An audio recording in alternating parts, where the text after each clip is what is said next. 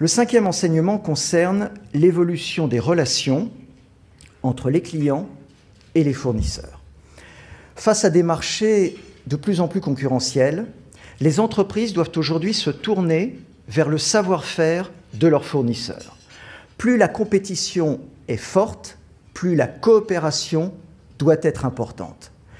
Jusqu'à présent, les relations entre les donneurs d'ordre et les prestataires étaient cantonnées à une logique de contrôle sur la base du triptyque coût, qualité, délai, qui le plus souvent conduisait à un lien de subordination de l'acheteur vis-à-vis du prestataire.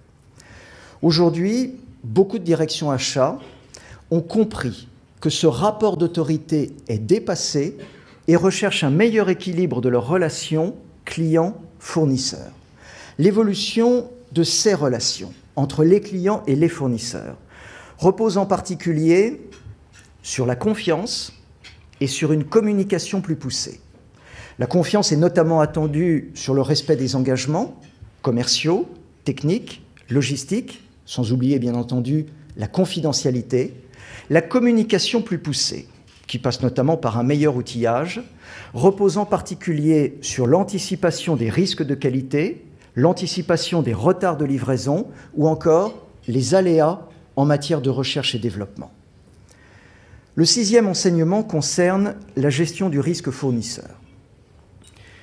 La crise de 2008, l'éruption du volcan islandais, les révolutions arabes, la catastrophe de Fukushima ont révélé la fragilité de certaines chaînes d'approvisionnement et l'importance de la gestion du risque fournisseur.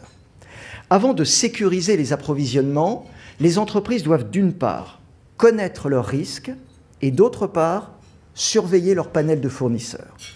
Ensuite, les entreprises sont invitées à élaborer des plans d'action préventifs, double sourcing, stock, couverture, redéfinition des besoins, mais également des plans d'action curatifs, fournisseurs ou produits alternatifs, fonds de soutien aux fournisseurs en difficulté, etc.